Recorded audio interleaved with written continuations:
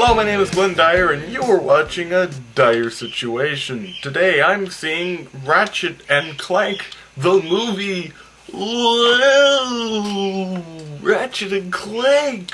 Wowza Wolby, wow! You might be wondering why I'm so sarcastically excited. Well, this is of course based on the video game series Ratchet and Clank.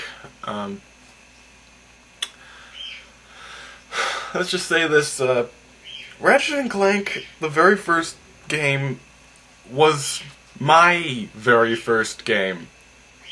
The very first video game I ever played was the original Ratchet and Clank, and that was down at a public library where they had a bunch of PlayStation 2s hooked up to some TV monitors, and kids could play them for a half hour while their parents were picking out a book or something.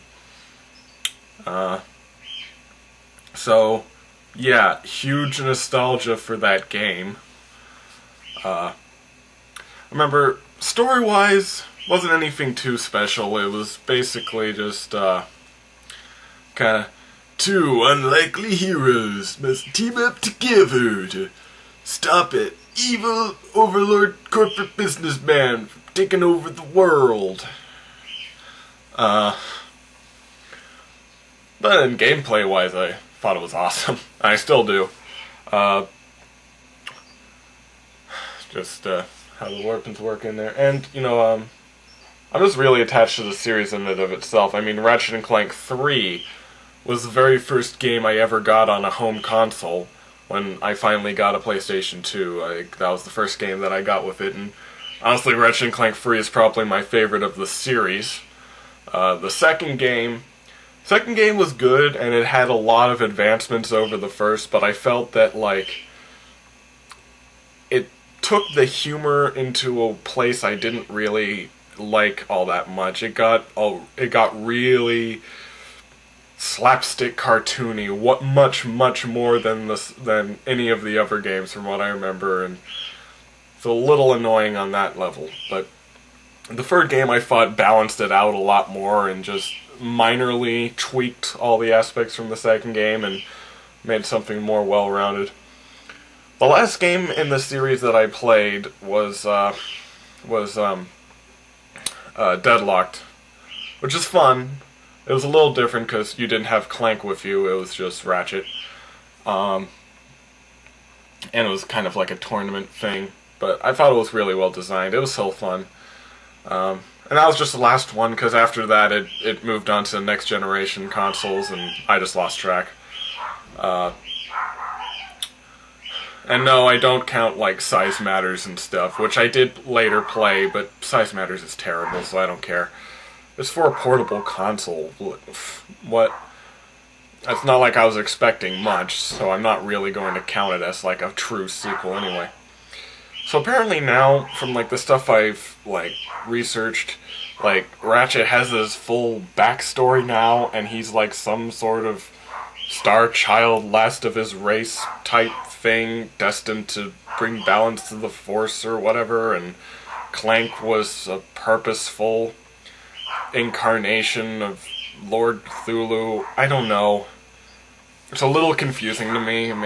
Maybe I just have to play the later games in order to get it, but that's the whole thing. And I'm wondering, will this movie remain true to the spirit of the original PS2 games, or will it incorporate the later ones as well into its overall narrative, or will it do something totally different?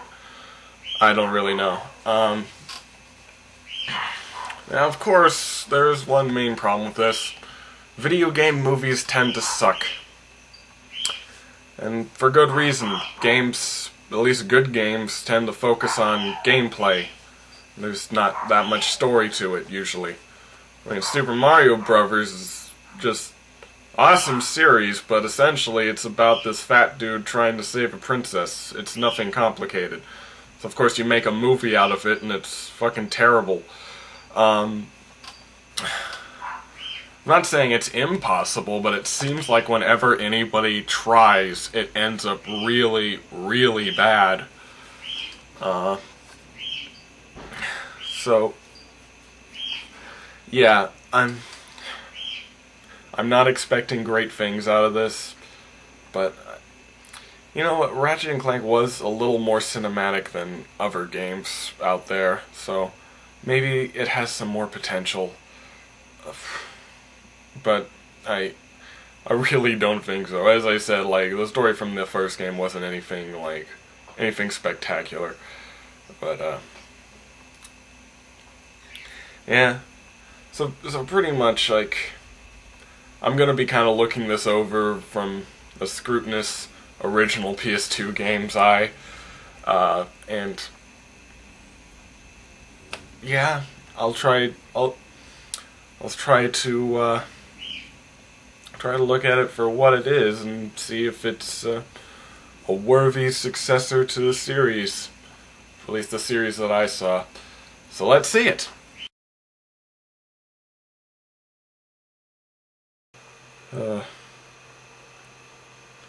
This is gonna be tough.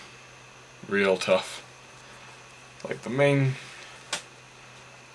I don't know if you guys understand just how nostalgic the Ratchet and Clank series is to me. Like, that pretty much is my childhood, at least gaming-wise, I mean.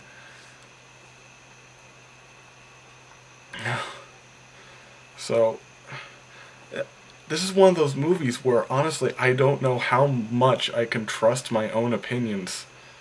Like, I'm constantly thinking, like, do I think that way because that's how the movie actually is? Like for instance, the bad things. Am I thinking that way because the movie's actually got bad problems? Or is it because I'm just super nostalgic for the old games and the movie can't possibly live up to it? Or it could even be reversed, like, those things that I think are good, are they actually good? Or is it just my super nostalgia for the old games that makes it look good? Like, just because it's referencing stuff. So, I'm just gonna give you that fair warning. I don't know if you want to totally dismiss this as nonsense, and I don't know, I'd half support you. But here's my 2 cents. The movie is fine.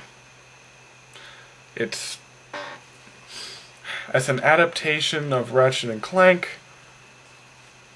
could have been a little better, but not much better. It did a decent job. As a movie, I'd put it on the same level of Home from last year. Basically, it's a kid's film, it's made to be a kid's film, and it's a decent kid's film. Nothing super special about it, nothing incredibly creative or new or awesome. Just a decent kids film. That's just as a movie.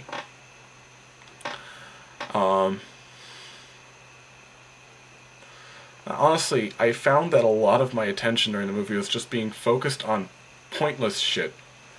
Like, for instance, Chairman Drek.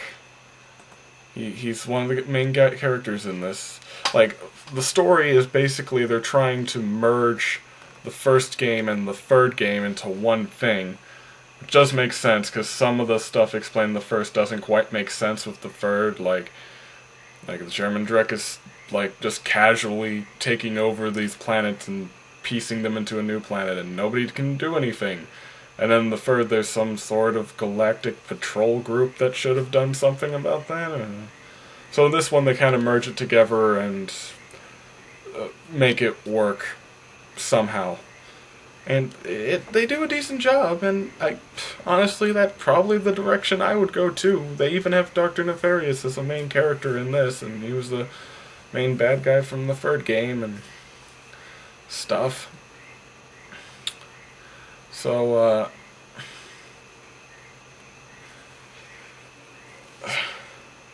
yeah, it's a decent route to go, I'd say.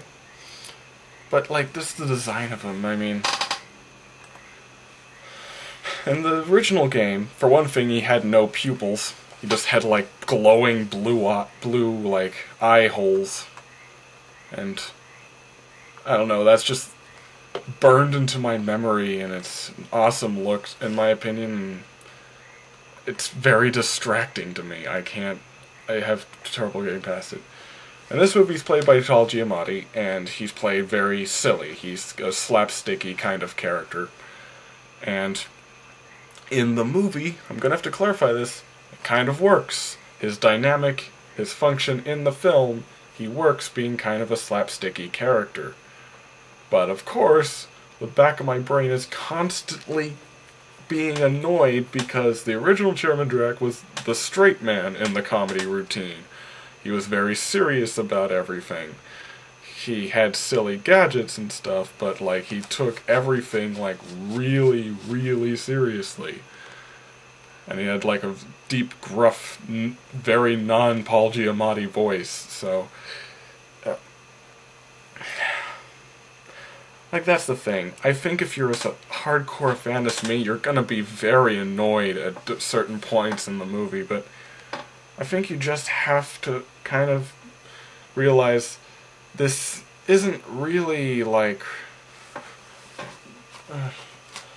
this isn't like taking Ratchet and Clank and putting it on a movie screen. This is taking the ideas of Ratchet and Clank and turning them into something else in order to make it function for children on a movie screen. If that makes any sense. And apparently they made a game of the movie that's basically a remake of the first game. I don't know, that sounds confusing, but I knew that whilst watching the movie, and there was several points that just seemed to go on for a little too long, or they seemed a little too intricate, and it made me think, and I can imagine that being a video game level, and that being a video game level. It was kind of interesting, because it's based on a video game, but the certain things they were showing were not from any particular video game, they're from a video game they're just now making. The video game. Video game, video game, video game, video game. Doesn't even sound like a word anymore. Video game. But, you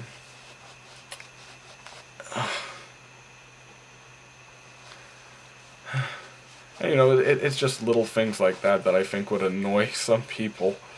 And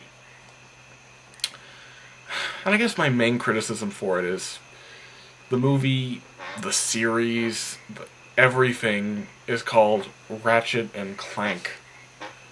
And, you know, the first game, by no means perfect, but it did its main focus was on the relationship between Ratchet and Clank. And by the end of it, you really did get the idea that they're super strong friends, and they're gonna be that way forever. But in this movie, it's more like Ratchet and his amazing adventures, and Clank is there. But at the end, they're somehow best friends. Somehow. They really had very little interactivity, they did little together, and I saw very little reason other than circumstance for why they would even continue being friends after that. So I think that was probably the weakest point of that, but yeah, that's the main thing. The rest of it, I just have to say, like, this is a kid's movie. Don't take it that seriously. I mean, it's...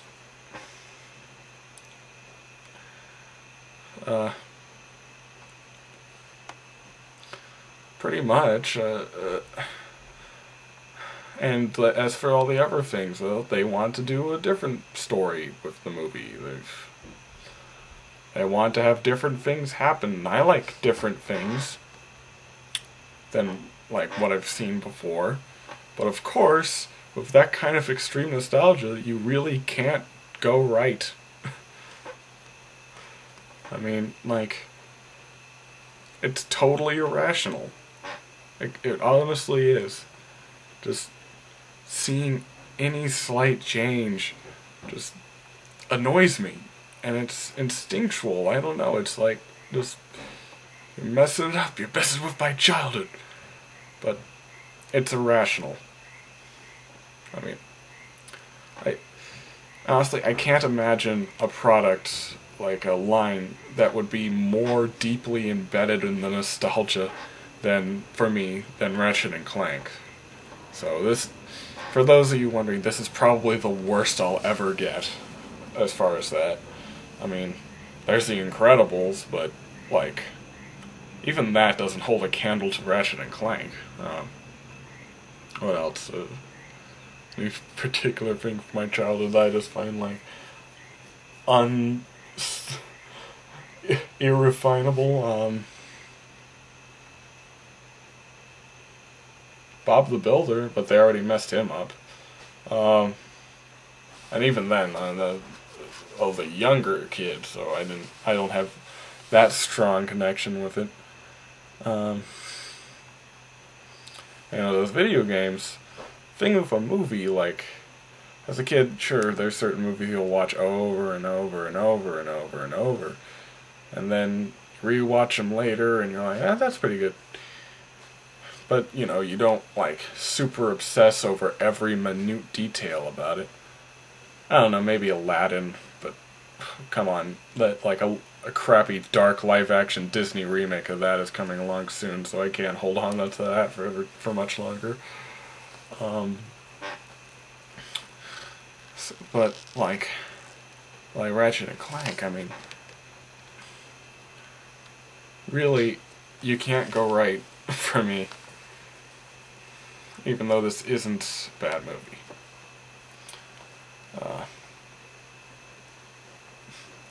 Just too deeply embedded in my childhood for that. Oh well, maybe soon they'll make a movie on the Great Escape game for the PlayStation 2. I'd love to see that. Like, just the opening scene is a dude struggling to figure out how to crawl. that's of the Great Escape game movie. How do I crawl on the ground? I'm not being told how to do this. How do I crawl? How do I crawl? Oh man, I can imagine. And then the next scene, he's in a tower and he's running along and he's getting shot by everyone. And then he hides in a closet for a little bit and everyone just kind of forgets that they were chasing him. And then he puts on a coat and nobody recognizes him. Man, I should start writing this movie. That might be good. Yeah. This is nothing special. I think if you're looking to go into it to feed your nostalgia vibe, to, like, truly, fully satisfy, like, a fan of the old school Ratchet and Clank, you're probably not going to get what you wanted. If you're looking for a decent kids film, you could do much worse than this. This is a very decent kids film. So, there you go. And that's about it. So until next time, I'm Glenn Dyer, and you have been watching A Dire Situation.